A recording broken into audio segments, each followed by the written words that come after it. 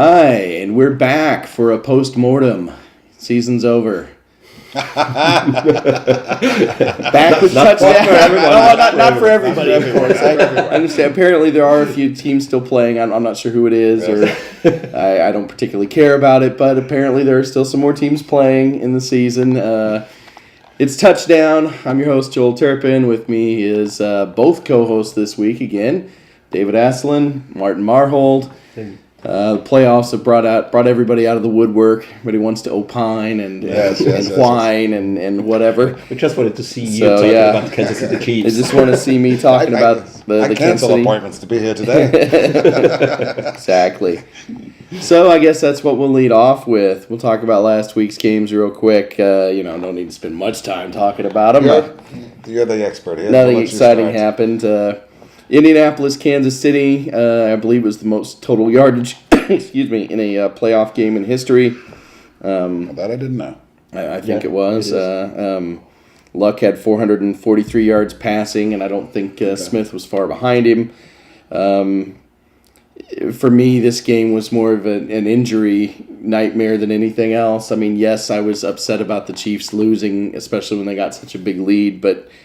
but almost understandable. When you lose your top offensive weapon in the first 3 to 4 minutes of a game, that sort of puts a damper on the team's and then team spirit a little his bit. Backup at halftime, and they lost his backup at halftime. Yes. So they were running with their third string running back. They lost one of their two starting wideouts. They lost one of their top cornerbacks. And in all honesty, I thought the Chiefs did good to keep it this close. They did in a lot of ways. Obviously, they should have found a way to hold on when they had that big a lead. And had the ball bounce their way just a little better at a couple of places, they probably would have. And, it was a killer to watch the game end on a play that was like a half foot out of bounds, that basically. But, in the end, you had a chapter to the new Andrew Luck story that's forming. And which is being compared to a young Tom Brady, I read this week. Yeah, but I think they're praising him a little bit too much in this case. I mean, of course, you got to come back from 28 points being behind at the beginning of the third quarter, or even through the third quarter then. But on the other hand, he dug them into this hole himself. He did, and he threw another touchdown or another pick sometime in the third quarter. So 3 for which the game. I thought would be change was motivation almost the killer, back towards the Kansas City, but they turned it over a few plays later, didn't they?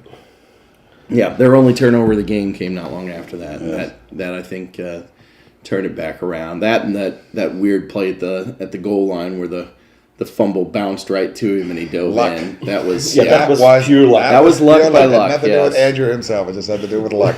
Yeah, that was actually the moment when I was watching. I'm like, okay, there's no way we're winning this game. Yes. That's it. If you get that kind of play, you're winning the game. But hats off to the Chiefs this year. They turned it around this season. First year with Andy Reid. There are very few head coaches that have gone all the way to the Super Bowl or even deep into the playoffs their first year. No, it's pretty rare.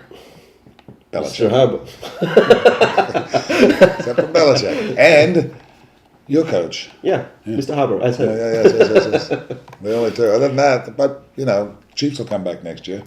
Yeah, I feel good about them going into next year. Team and if they can keep their personnel together, I don't see a reason why. Well, they have a very young. They have a young secondary. Most of those guys are around next year anyway. There's not a lot of free agency on their side. We'll see. It's premature. Let's get through this season first.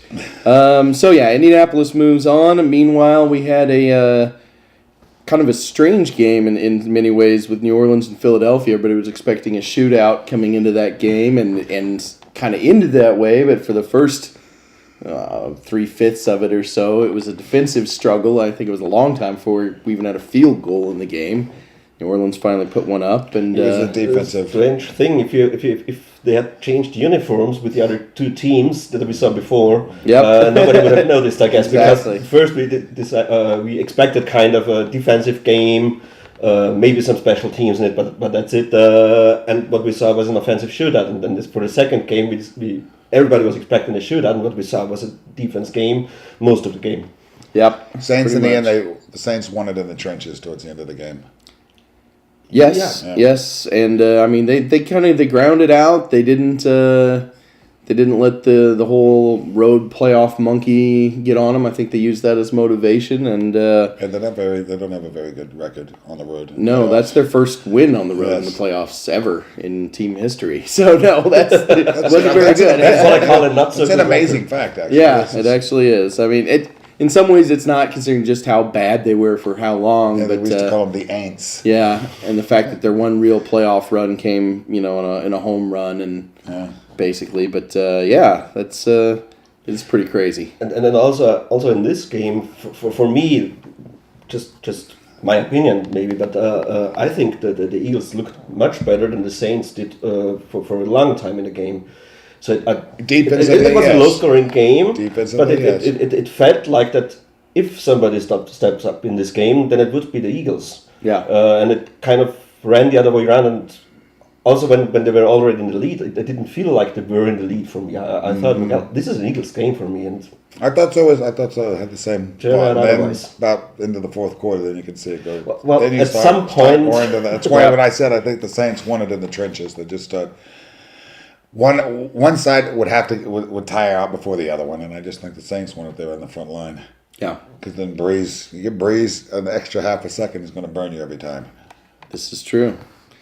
But on a note, before we skip on to this, hats off also to the Philadelphia Eagles. They had played at a tough division. They were counted out ninth week of the season. People are like, we can forget about this, and we found out that the Chip Kelly offense, when it's being humbled a little bit or modified a little bit, it can work in the NFL. And also looked throughout the season, I think it looked like it took some time for the Eagles offense to get the grasp of it, but what actually Chip Kelly is expecting from them, what they should do.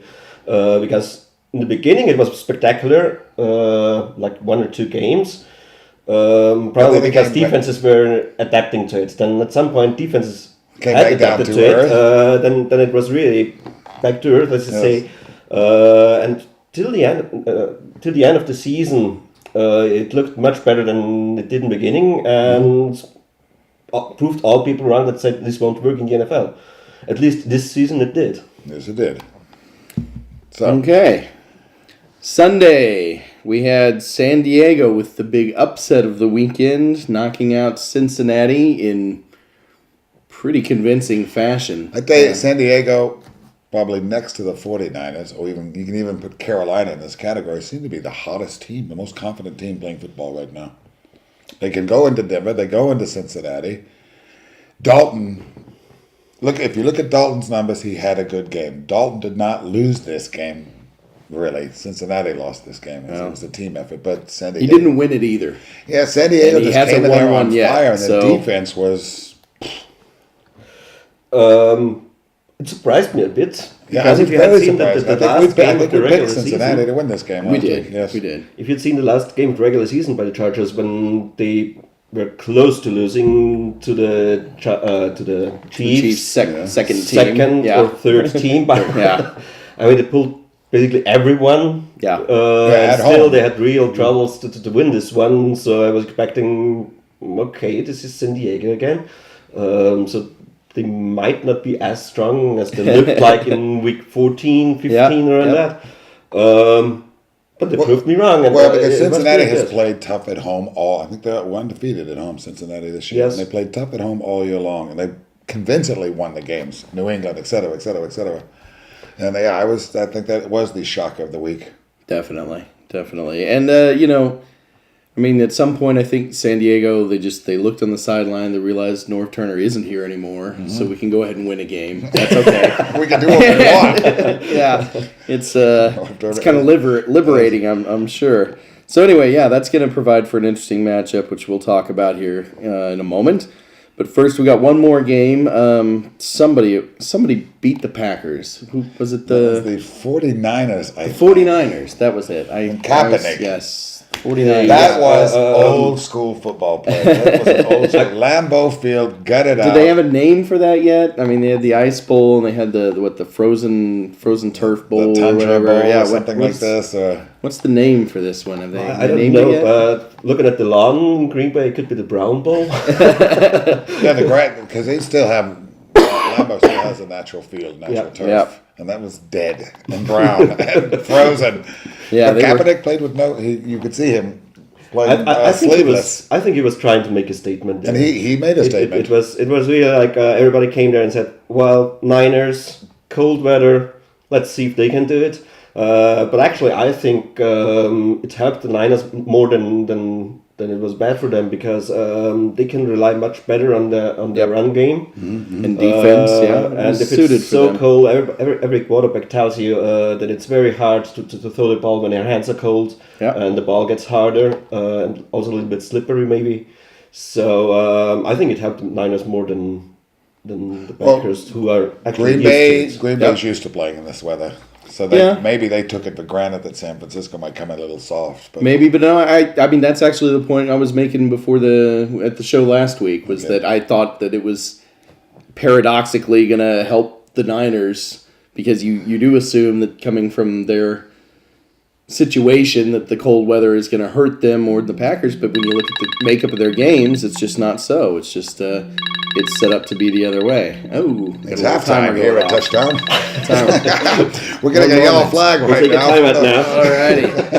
Alrighty. Yeah, so the assumption is that the Packers are going to have the advantage, but I agree with Martin. I think it was actually an advantage to the Niners as far as it's hurting the Packers' precision throwing game, their downfield timing and everything. Rodgers was a little skittish. He physically, we know he wasn't there 100%, but mentally he was also a little skittish. You could see he just did not want to get hit and have a Gronkowski reoccurring injury that bothers him for the next year. Although I think going into next year, the Packers should feel pretty good about themselves. I mean, they made the playoffs with Lacey and they've established Yeah, they've got a ground game for the first time in forever. Yeah, and if they spend a few draft picks on defense and just kind of face there, and their receivers are healthy again, and Rodgers is healthy again, they should feel pretty good going into next season. When they said defense, I actually think they might reconsider their defensive coordinator, because I really think, I mean, Tom Capers has a really good name, but when you watch what they do, there's not very much else for me. I mean, you can't live from a good name, you can't win from a good name. So I think that the Niners outcoached the Packers now for the Niners third time in a had row. a very balanced game. Passing, running. Kaepernick was the rush for more yards than just about anyone else. I think all of the Packers team, they were very balanced play calls. Yeah, they did. And in the end, chip. Yep.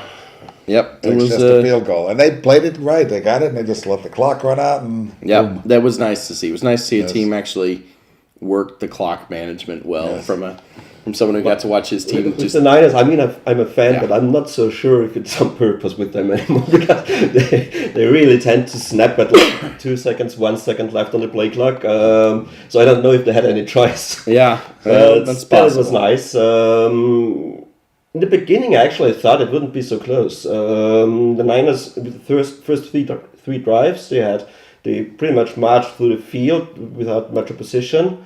Had some troubles in the red zone. They're probably just warming up, literally. And only in the third drive, when they threw the interception from the 20-yard line of the Packers, the Packers somehow woke up. Until then, they had gone 3 and outs every single drive, I think. Yeah. So I was kind of surprised to see it that close, considering the beginning of the game.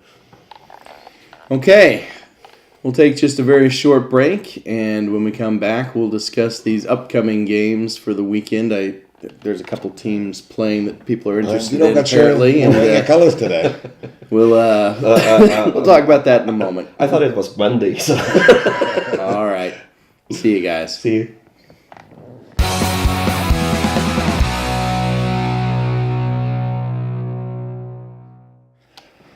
Okay. We're back, ready to talk about this week's games.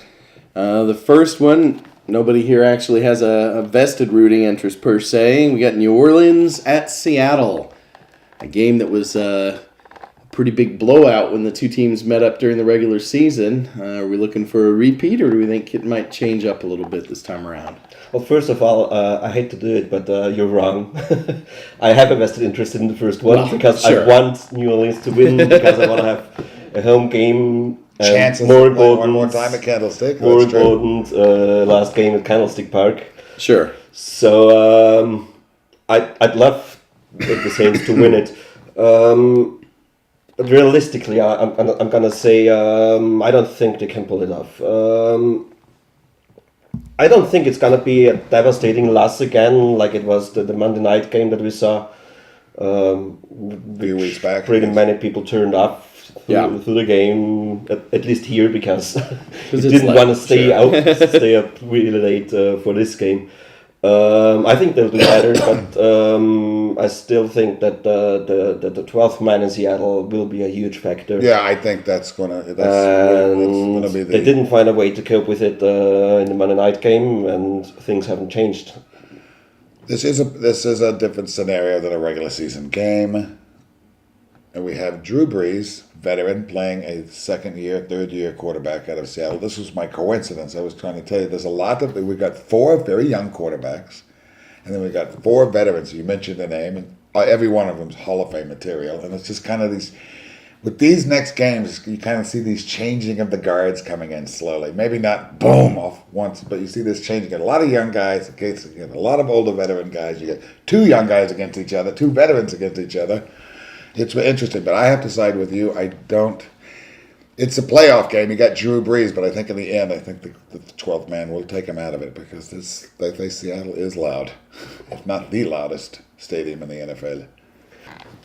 I think I could see Seattle winning it, but I wouldn't bet $1 on this game. No, I wouldn't like to bet on this game either because you like Drew Brees. Yeah, I assume that Seattle is going to win 2. If I had to pick on it, I would choose Seattle. But yeah, it's not going to blow my mind if Drew Brees has a big game and turns it around. Drew, please. Drew, please. I too would like New Orleans to win. I like them as a team. They're fun. More fun for me to watch than it would be nice Seattle that somebody could shut the Seahawks up this season. Understand? That's true. They're a little mouthy. Sort of like team the that hasn't Patriots actually going won 16-0 anything. and then losing in the Super Bowl. Yeah, but if nobody wanted to place a bet on that game, maybe it's a good sign because last time we had a playoff game in Seattle against the Saints. Everybody would have put a bet on the Saints, and obviously they lost. Yeah, well, these things, they come and they go. All right, after that, we've got Indianapolis at New England. Kind of one of those matchups of the last decade, although it seems a lot different nowadays. Reading an article this week at NFL.com, I can say this, they compared Luck to a young Tom Brady. And in this article, how Luck he's only second this year to Tom Brady on second half comebacks winning the game. Luck is second. I think Brady has like 9 and Luck has 8 or something like this. They made a lot of comparisons to him. But at the end of this little story, the guy says, but they are playing in New England, who is 100%. It is tough to win in Foxborough. And you're playing New England and Tom Brady. And Tom Brady, well-managed, thought-out offense. And Tom Brady, if there's a way the way he can win this game, he'll find it. If anyone can do it, Tom Brady will win it. I think the Colts had their glory last week. And I think you'll see them. They'll be going home with their heads down. I don't think it's going to be close. There's for me, there's only one. No, I didn't say it would be close. But I think that the only chance that the Colts would have is that depleted receiver core of New England with Gronkowski out again. So they might struggle, but they're getting the hang of it through the season. And on the other hand, you have the Colts who can't keep the Chiefs without any starting personnel, basically, from rushing, from scoring 44 points, from having more than 500 yards total offense. And if you go to Foxborough and can't keep the second string Kansas City Chiefs, except for the starting quarterback, from putting 500 yards on your bill, then I can't see how you stop Tom Brady. This is true. But the Patriots also have given up a lot on their side of the ball as well. But the defense has tightened up in the second half. But they've given up their fair share. This is Not true. your typical Patriots team this year. I'd like to point out, too, though, I like Tom Brady. He's a great quarterback. Obviously, he's a Hall of Famer. However, early career Tom Brady was 9-0 in the playoffs. Mm-hmm. Since then, he's hovering around 500. He's not been unbeatable since those magical three Super Bowl run. At home, they've even lost a couple of times. Now, they're not playing Baltimore this time, but they're not the unbeatable team in the playoffs that they were at one point in time, or that you considered them to be at one point in time. Still, he's being mean. His point stands with regards to Indianapolis. I mean, if they can't play any better defense than they played last week, then they're not really have a very strong defense anyway. So no, and then they almost never have. They've always tended to rely on the offense and kind of get away with it. But yeah, unless they can find a way to win the turnover battle and kind of even things up there, then I think their chances are pretty small. But still, they've won some big games this year, and I think, as I mentioned last week, if they got through that first round, they're a team I would be hesitant to play. I mean, they've beaten Seattle, they've beaten San Francisco in San Francisco early in the season, but still, they've beaten Denver. They've run the gamut like no other team has. Yeah, but they were also healthier at this time. They were, and that's been a big difference. Their offensive line, especially, has been banged up quite a bit recently. And I think it's pretty easy to keep the Colts out of the end zone. They don't have a running game, none at all, and the passing game is too little. Yeah, I've established a running nobody game. else did. He had more receptions alone than the rest of the team combined in the last game, if I'm correct. So just put your best cornerback on him, have him double up with a safety, and your game. I mean, yeah. So we're all in agreement, Patriots. Yeah. I mean, I think the Patriots are going to win, but I think it'll be a close game. I think they'll. I just don't see this year's Patriots being the type of team that runs up the score. I see them win a lot of close games, and winning. That's all that matters. Yeah, that's all that matters. After that, though, of course, on Sunday, we've got the early game with San Francisco at Carolina. A couple of younger quarterbacks facing off. I'll go out on the limb and say I call this the game of the week. I think this will be the hardest played game this weekend. It might be. You got two young quarterbacks. This is not where you get two young ones. I think the last game you got two veterans against each other. This is where you got two young ones against each other. Yes, it's also the style of play from both teams. Similar. They got different offensive systems, but the style they play is very similar. Very mobile quarterback, very physical game from both teams. So if you're into like 500 yards passing from each team, I guess it's not your game. But other than that, I think that's the top ranked front seven against the second ranked front seven from both teams. Where obviously everybody is of the opinion that the Panthers front seven is the better one, and I think that's going to be the matchup of the game.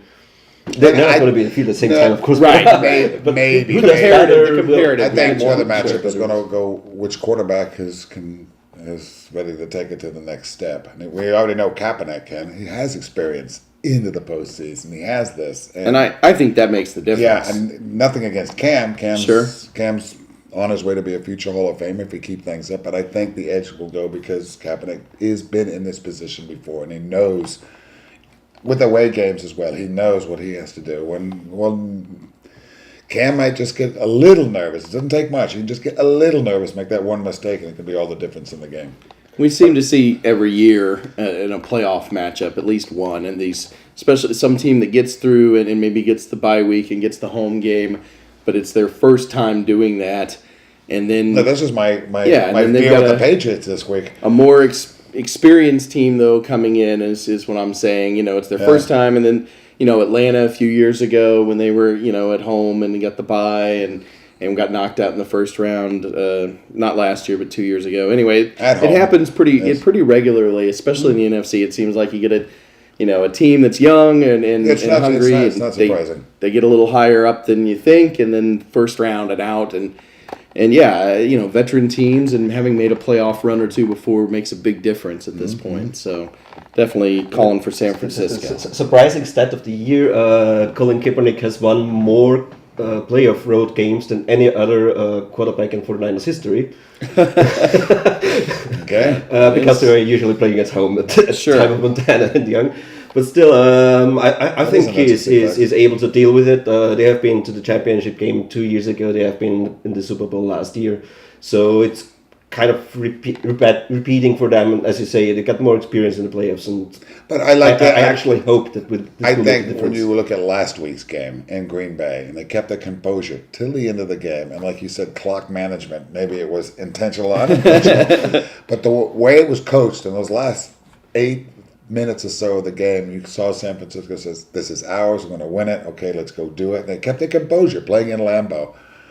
And I see the 49ers, I think, between them and San Diego, the hottest. Those two teams I wouldn't want to play this week, those two teams. But I think I will have to give the slight edge to the 49ers this one. You don't think they're going to be intimidated by being at, what do we call here, Bank of America Stadium in Carolina? You don't think that's going to historical Bank of America Stadium? Unless they all got mortgages, savings accounts. I guess it's not the most fearsome place to be for Bank of America Stadium. No, I don't think so. All right. Final matchup of the weekend. AFC West special, divisional rivalry. San Diego at Denver. San Diego Superchargers having won... 5 in a row, I guess, at this point to make the playoffs and upset the Bengals, go into Denver, where they recently won. I have to stick with the Chargers in this case, but mainly for one reason, because when last week's game started between the Bengals and the Chargers, I told my friends who I was watching the game with that whoever wins that matchup is going to the Super Bowl. Without very much thinking of whom they're going to play after that. Right. But I think the Chargers they're very good for surprises, one way or the other. Yeah. And they could surprise us all by winning in Denver, and they've proven they can do that. So. Yeah. Well, I kind of like the Chargers too, mainly because I see this being the kind of game that. I don't know. It's funny because this is the kind of game that the Chargers will win to like set up a big loss next week. I mean, that they want to lose in that AFC Championship game. They want to get far enough to really disappoint they're not going to disappoint their fans unless they lose next week. So right. your bet is on an AFC Championship game between the Colts and the Chargers, right? Yeah. Look, I'm going to go out and I'm going to disagree with both of you on this one. They are playing a mile high. And Mile High is Mile High in January. It's not the best weather. No, San Diego is San Diego.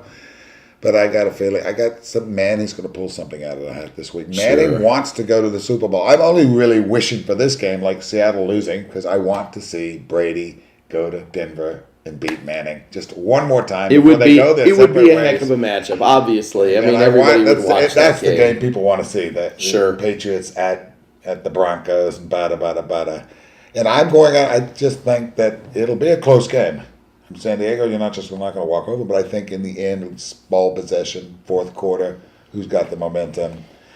Manning, touchdown. Okay, they're up by 10 points and time's running out. Everybody's talking about Manning, but you still got to consider that Rivers is playing a career year. Yes, he is. I'm not taking anything away. It's one of the best seasons in his career, and most of the others aren't bad either, so this means something for him. And there are some offensive line questions for the Broncos a little bit because Manning's been beat around a little bit the last couple of weeks, but we'll see. I think the Broncos are going to win this one. I'm only because I want it seems obvious that they're going to win it, but you have to play the game. But you're going with the Chargers. I'm going with the Chargers. And you're going also with the Chargers. Sure. I can't pick for the Broncos at this point in the season. I'll tell you exactly. Forget the Broncos. I know San Diego's technically in my division too, but we don't have the same hatred for them that we do for Oakland and Denver. They're kind of like they're the kind of the weak sisters of the group in general. We're okay with them winning. No, they're a few not on things every now Interstate and then.